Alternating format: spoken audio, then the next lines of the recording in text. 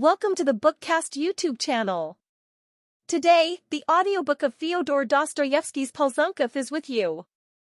You can subscribe to our channel to listen to more audiobooks and like our video to support us. Let's start our audiobook without making you wait too long. I began to scrutinize the man closely.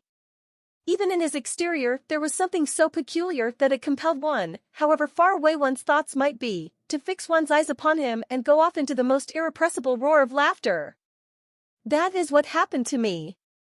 I must observe that the little man's eyes were so mobile, or perhaps he was so sensitive to the magnetism of every eye fixed upon him, that he almost by instinct guessed that he was being observed, turned at once to the observer and anxiously analyzed his expression.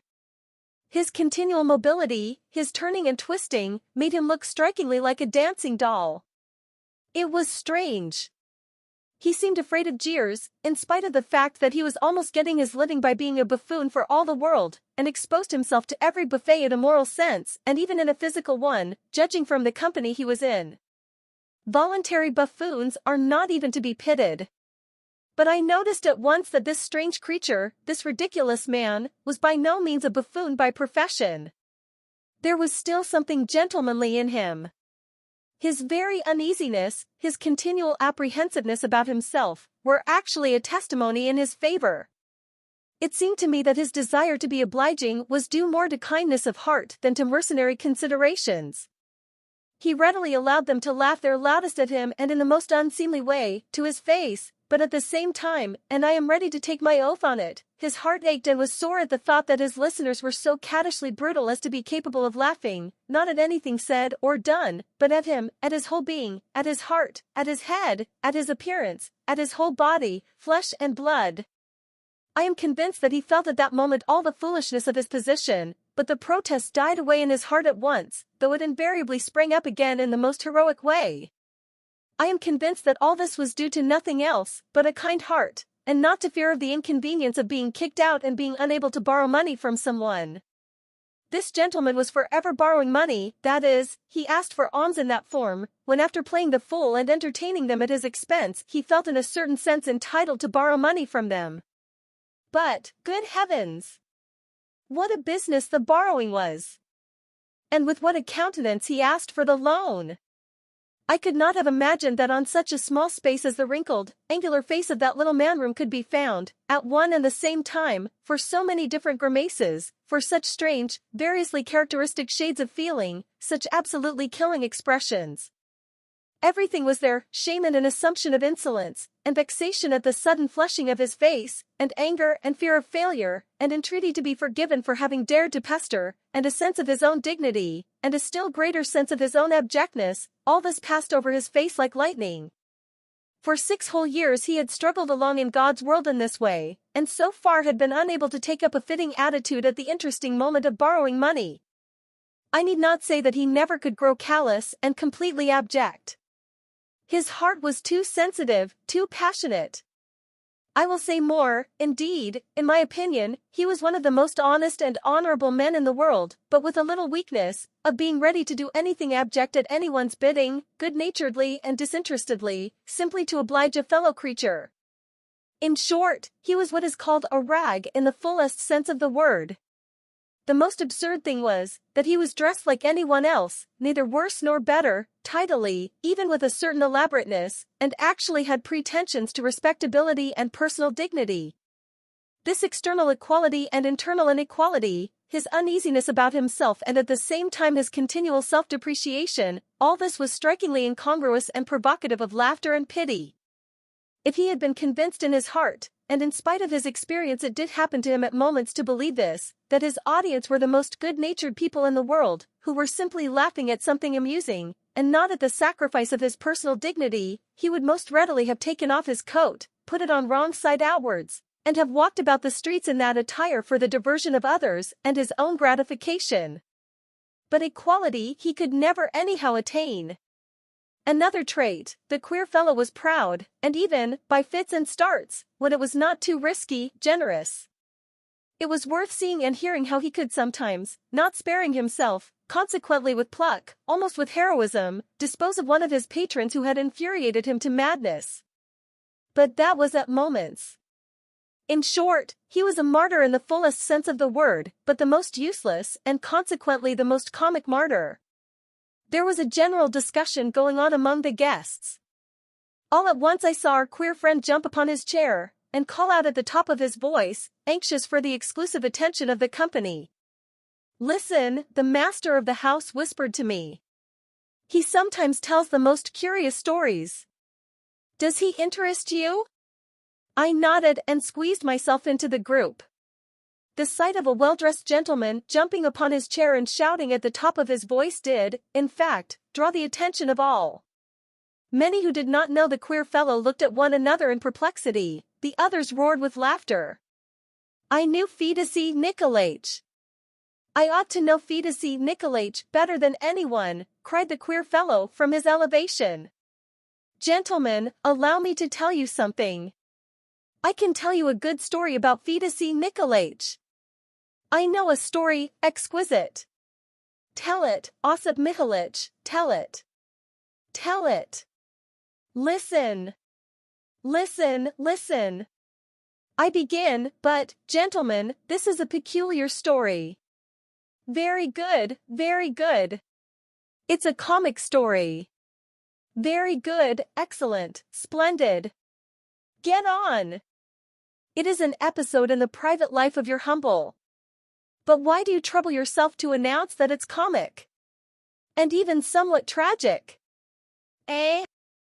In short, the story which it will afford you all pleasure to hear me now relate, gentlemen, the story, in consequence of which I have come into company so interesting and profitable. No puns. This story. In short, the story, make haste and finish the introduction. The story, which has its value, a fair-haired young man with mustaches pronounced in a husky voice, dropping his hand into his coat pocket and, as though by chance, pulling out a purse instead of his handkerchief. The story, my dear sirs, after which I should like to see many of you in my place. And, finally, the story, in consequence of which I have not married. Married! A wife! Polzunkov tried to get married. I confess I should like to see Madame Polzunkov. Allow me to inquire the name of the would-be Madame Polzunkov, piped a youth, making his way up to the storyteller. And so for the first chapter, gentlemen. It was just 6 years ago, in spring, the 31st of March, note the date, gentlemen, on the eve of the 1st of April, cried a young man with ringlets. You are extraordinarily quick at guessing. It was evening. Twilight was gathering over the district town of N, the moon was about to float out, everything in proper style, in fact. And so in the very late twilight I, too, floated out of my poor lodging on the sly, after taking leave of my restricted granny, now dead. Excuse me, gentlemen, for making use of such a fashionable expression, which I heard for the last time from Nikolai Nikolaich. But my granny was indeed restricted, she was blind, dumb, deaf, stupid, everything you please. I confess I was in a tremor, I was prepared for great deeds, my heart was beating like a kitten's when some bony hand clutches it by the scruff of the neck. Excuse me, Monsieur Polzunkov. What do you want? Tell it more simply, don't overexert yourself, please. All right, said Osip Mihalich, a little taken aback. I went into the house of Fyodor Nikolaich, the house that he had bought. Fyodor Nikolaich, as you know, is not a mere colleague, but the full-blown head of a department. I was announced, and was at once shown into the study. I can see it now, the room was dark, almost dark, but candles were not brought. Behold, Fyodor Nikolaich walks in. There he and I were left in the darkness. Whatever happened to you? Asked an officer. What do you suppose? Asked Polzunkov, turning promptly, with a convulsively working face, to the young man with ringlets. Well, gentlemen, a strange circumstance occurred, though indeed there was nothing strange in it. It was what is called an everyday affair. I simply took out of my pocket a roll of paper, and he a roll of paper. Paper notes? Paper notes, and we exchanged. I don't mind betting that there's a flavor of bribery about it, observed a respectably dressed, closely cropped young gentleman. Bribery! Polzunkov caught him up. Oh, may I be a liberal? such as many I have seen. If you, too, when it is your lot to serve in the provinces, do not warm your hands at your country's hearth. For as an author said, even the smoke of our native land is sweet to us. She is our mother, gentlemen, our mother Russia, we are her babes, and so we suck her. There was a roar of laughter. Only would you believe it, gentlemen, I have never taken bribes, said Polzunkov, looking round at the whole company distrustfully. A prolonged burst of Homeric laughter drowned Polzunkov's words and guffaws. It really is so, gentlemen. But here he stopped, still looking round at everyone with a strange expression of face, perhaps, who knows? At that moment the thought came into his mind that he was more honest than many of all that honorable company. Anyway, the serious expression of his face did not pass away till the general merriment was quite over. And so, Polzunkov began again when all was still, though I never did take bribes, yet that time I transgressed. I put in my pocket a bribe from a bribe-taker, that is, there were certain papers in my hands, which, if I had cared to send to a certain person, it would have gone ill with Fyodor Nikolaich. So then he bought them from you? He did. Did he give much?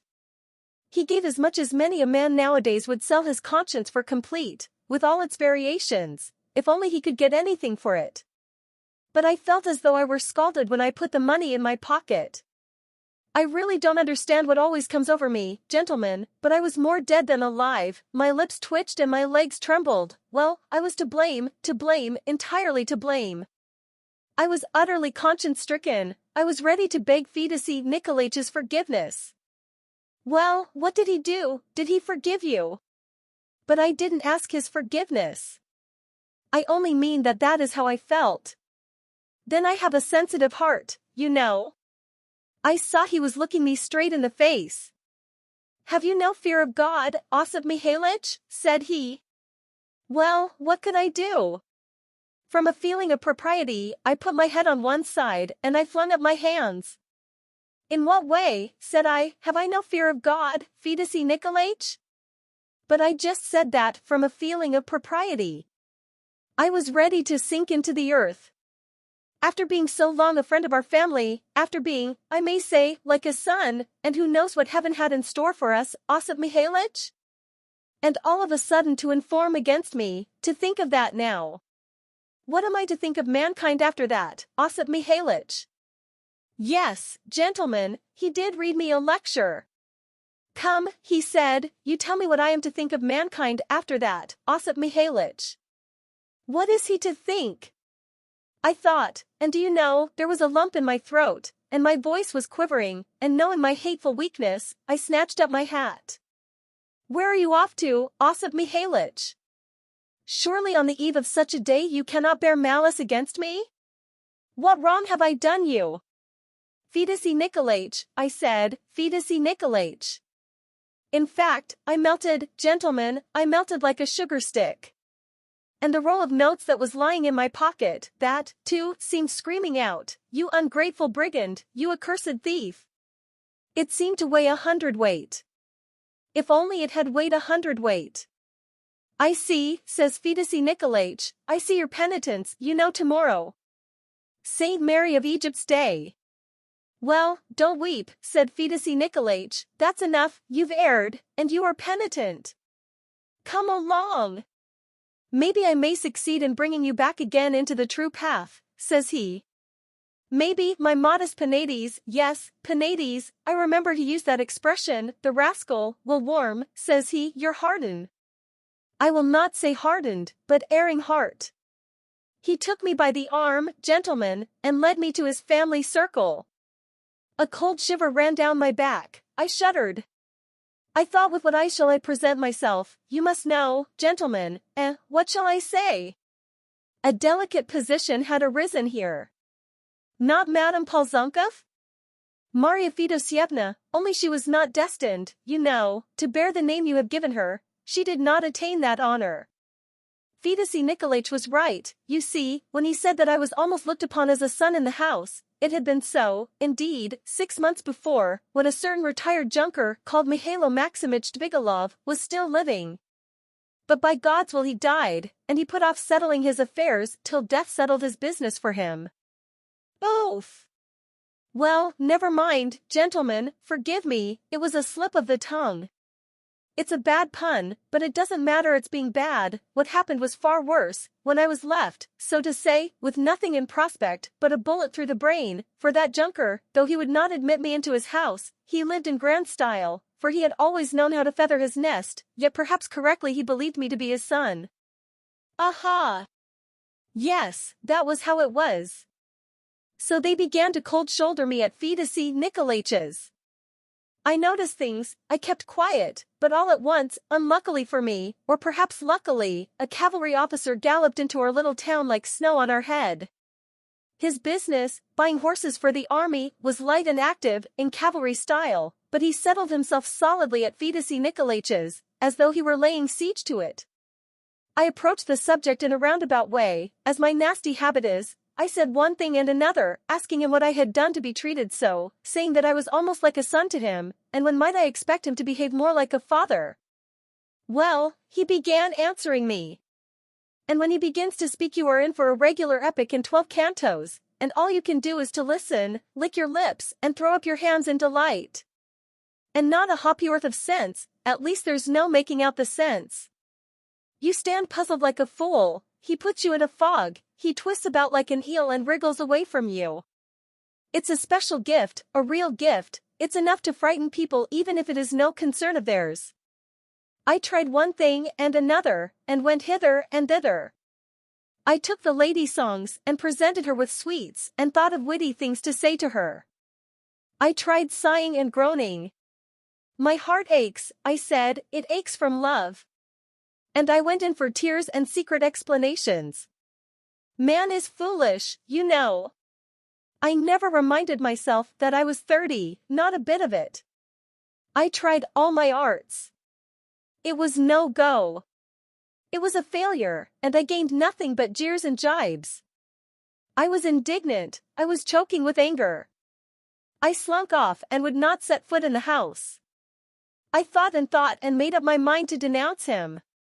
Well, of course, it was a shabby thing, I meant to give away a friend, I confess. I had heaps of material and splendid material, a grand case.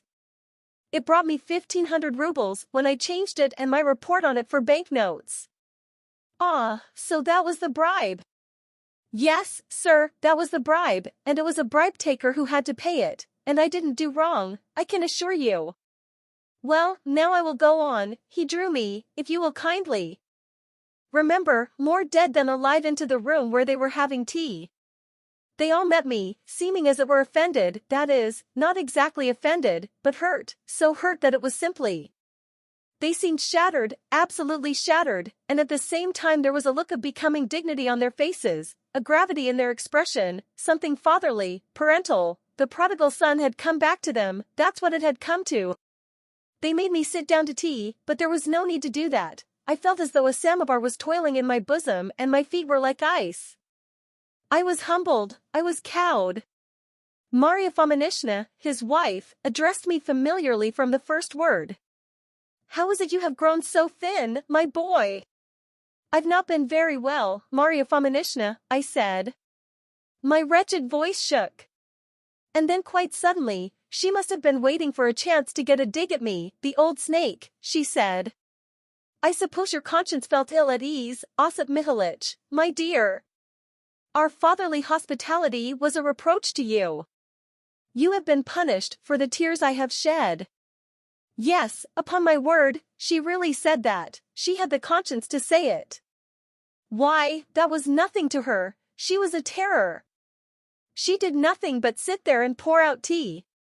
But if you were in the market, my darling, I thought you'd shout louder than any fishwife there. That's the kind of woman she was. And then, to my undoing, the daughter, Marya Fedosyevna, came in all her innocence, a little pale and her eyes red as though she had been weeping. I was bowled over on the spot like a fool. But it turned out afterwards that the tears were a tribute to the cavalry officer. He had made tracks for home and taken his hook for good and all, for you know it was high time for him to be off. I may as well mention the fact here, not that his leave was up precisely, but you see.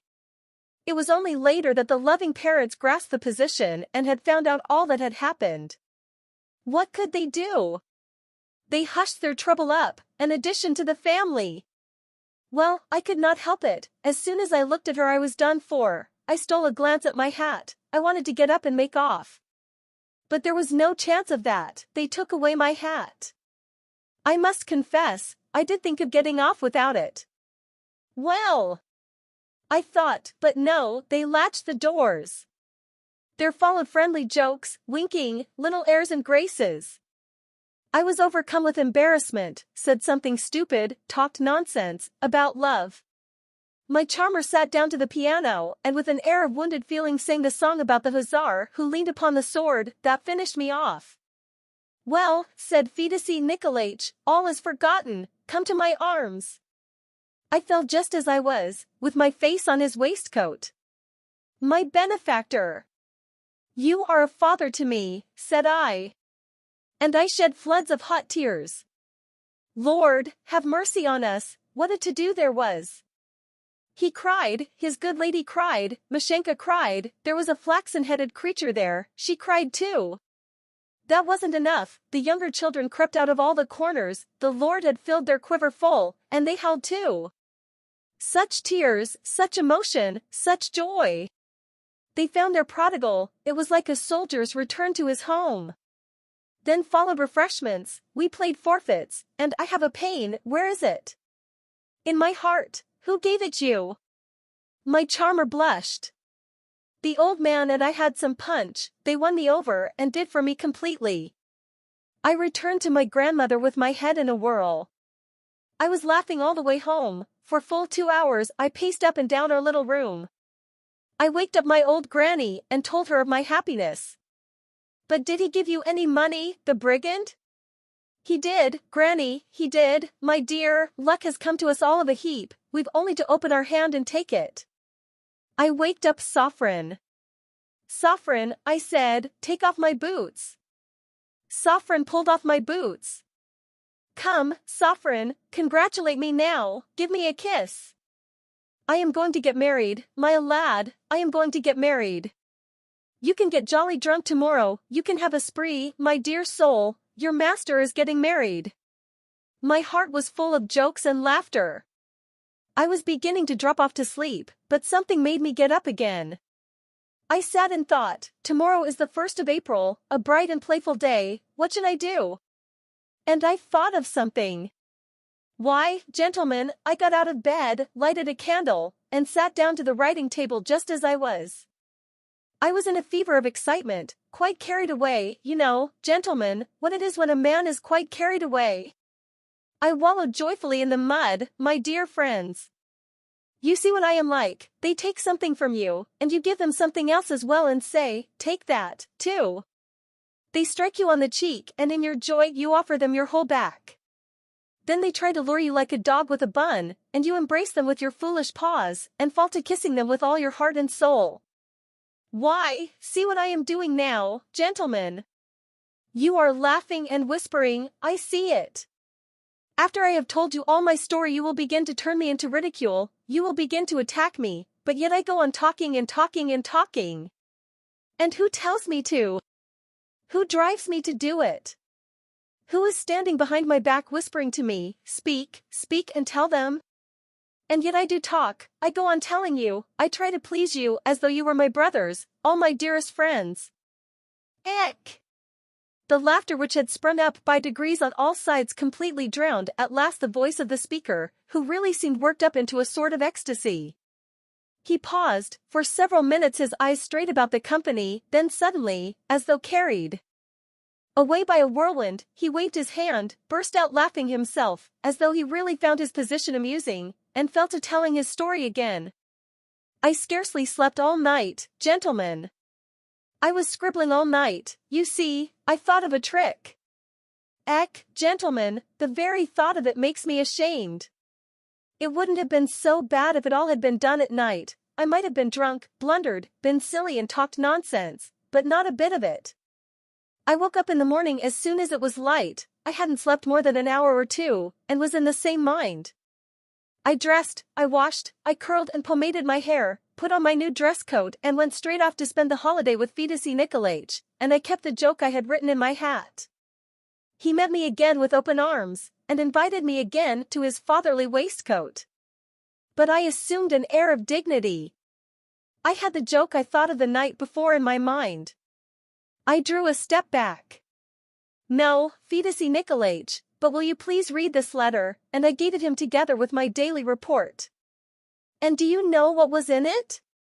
Why, for such and such reasons the aforesaid Osip Mihalich asks to be discharged, and under my petition I signed my full rank. Just think what a notion! Good Lord, it was the cleverest thing I could think of.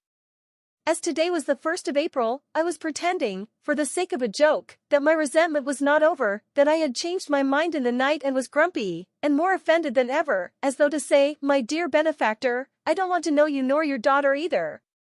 I put the money in my pocket yesterday, so I am secure, so here's my petition for a transfer to be discharged. I don't care to serve under such a chief as Fyodor Nikolaich. I want to go into a different office and then, maybe, I'll inform." I pretended to be a regular scoundrel. I wanted to frighten them. And a nice way of frightening them, wasn't it? A pretty thing, gentlemen, wasn't it? You see, my heart had grown tender towards them since the day before, so I thought I would have a little joke at the family. I would tease the fatherly heart of Fyodor Nikolaich. As soon as he took my letter and opened it, I saw his whole countenance change. "What's the meaning of this, Osip Mihalich?" And like a little fool I said, "The 1st of April. Many happy returns of the day, Fyodor Nikolaich," just like a silly schoolboy who hides behind his grandmother's armchair and then shouts "oof" into her ear suddenly at the top of his voice, meaning to frighten her. Yes, I feel quite ashamed to talk about it, gentlemen. No, I won't tell you. Nonsense. What happened then? Nonsense. Tell us. Yes, do, rose on all sides. There was an outcry and a hullabaloo, my dear friends. Such exclamations of surprise. "And you mischievous fellow, you naughty man," and what a fright I had given them, and all so sweet that I felt ashamed and wondered how such a holy place could be profaned by a sinner like me. "Well, my dear boy," piped the mamma, "you gave me such a fright that my legs are all of a tremble still. I can hardly stand on my feet. I ran to Masha as though I were crazy. 'Mashenka,' I said, 'what will become of us? See how your friend has turned out, and I was unjust to you, my dear boy. You must forgive an old woman like me. I was taken in.' Well, I thought, when he got home last night, he got home late, he began thinking and perhaps he fancied that we sent for him on purpose, yesterday, that we wanted to get hold of him. I turned cold at the thought. Give over, Mashenka, don't go on winking at me, Osip Mihalich isn't a stranger. I am your mother, I am not likely to say any harm. Thank God, I am not 20, but turned 45. Well, gentlemen, I almost flopped at her feet on the spot. Again there were tears, again there were kisses. Jokes began. Fyodor Nikolaich, too, thought he would make April fools of us. He told us the fiery bird had flown up with a letter in her diamond beak. He tried to take us in, too, didn't we laugh? Weren't we touched? Phoo! I feel ashamed to talk about it. Well, my good friends, the end is not far off now. One day passed, 2, 3, a week, I was regularly engaged to her. I should think so. The wedding rings were ordered, the day was fixed, only they did not want to make it public for a time, they wanted to wait for the inspector's visit to be over. I was all impatience for the inspector's arrival, my happiness depended upon him. I was in a hurry to get his visit over. And in the excitement and rejoicing Fyodor Nikolaich threw all the work upon me, writing up the accounts, making up the reports, checking the books, balancing the totals. I found things in terrible disorder, everything had been neglected, there were muddles and irregularities everywhere. Well, I thought, I must do my best for my father-in-law.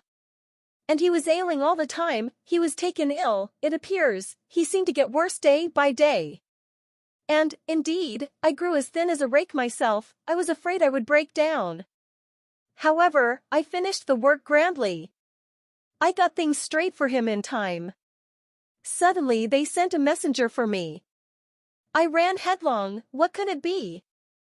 I saw my Fyodor Nikolaich, his head bandaged up in a vinegar compress, frowning, sighing, and moaning. "My dear boy, my son," he said, "if I die, to whom shall I leave you, my darlings?" His wife trailed in with all his children, Mashenka was in tears, and I blubbered, too. "Oh no," he said. "God will be merciful, he will not visit my transgressions on you." Then he dismissed them all, told me to shut the door after them, and we were left alone, tête-à-tête. "I have a favor to ask of you." "What favor?" "Well, my dear boy, there is no rest for me even on my deathbed. I am in want." "How so?" I positively flushed crimson, I could hardly speak. "Why, I had to pay some of my own money into the treasury. I grudge nothing for the public weal, my boy. I don't grudge my life. Don't you imagine any ill. I am sad to think that slanderers have blackened my name to you. You were mistaken, my hair has gone white from grief. The inspector is coming down upon us and Matveyev is 7,000 rubles short, and I shall have to answer for it." "Who else?" "It will be visited upon me, my boy, where were my eyes? And how can we get it from Matveyev? He has had trouble enough already, why should I bring the poor fellow to ruin? Holy saints! I thought, what a just man! What a heart! And I don't want to take my daughter's money, which has been set aside for her dowry, that sum is sacred. I have money of my own, it's true, but I have lent it all to friends, how is one to collect it all in a minute?" I simply fell on my knees before him. "My benefactor!" I cried, "I've wronged you, I have injured you, it was slanderers who wrote against you, don't break my heart, take back your money." He looked at me and there were tears in his eyes. "That was just what I expected from you, my son. Get up. I forgave you at the time for the sake of my daughter's tears, now my heart forgives you freely. You have healed my wounds. I bless you for all time." Well, when he blessed me, gentlemen, I scurried home as soon as I could. I got the money. "Here, father, here's the money. I've only spent 50 rubles. "Well, that's all right," he said. "But now every trifle may count, the time is short, write a report dated some days ago that you were short of money and had taken 50 rubles on account. I'll tell the authorities you had it in advance." Well, gentlemen, what do you think?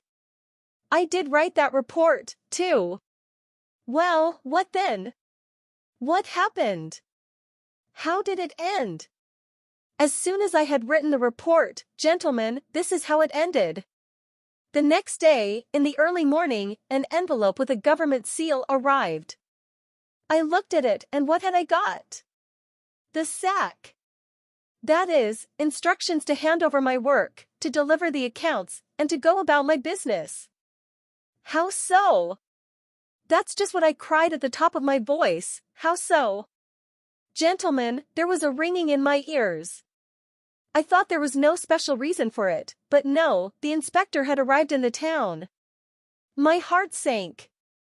It's not for nothing, I thought. And just as I rushed off to Fyodor Nikolaich. How is this? I said. What do you mean? He said. Why, I am dismissed. Dismissed? How?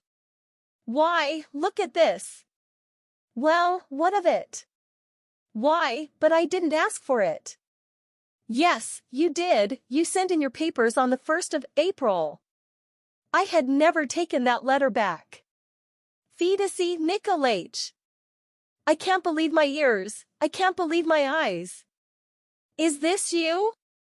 It is me, why? My God! I am sorry, sir. I am very sorry that you made up your mind to retire from the service so early. A young man ought to be in the service, and you've begun to be a little light-headed of late. And as for your character, set your mind at rest, I'll see to that. Your behavior has always been so exemplary. But that was a little joke, Fyodor Nikolaich. I didn't mean it, I just gave you the letter for your fatherly, that's all. That's all? A queer joke, sir. Does one jest with documents like that? Why, you are sometimes sent to Siberia for such jokes. Now, goodbye. I am busy. We have the inspector here, the duties of the service before everything. You can kick up your heels, but we have to sit here at work. But I'll get you a character. Oh, another thing, I've just bought a house from Matveyev. We are moving in a day or two. So I expect I shall not have the pleasure of seeing you at our new residence. Bon voyage! I ran home. We are lost, Granny. She wailed, poor dear, and then I saw the page from Fyodor Nikolaitch's running up with a note and a bird cage, and in the cage there was a starling. In the fullness of my heart I had given her the starling. And in the note there were the words, April 1st, and nothing more. What do you think of that, gentlemen? What happened then? What happened then? What then? I met Fyodor Nikolaitch once. I meant to tell him to his face he was a scoundrel. Well, but somehow I couldn't bring myself to it, gentlemen. The end.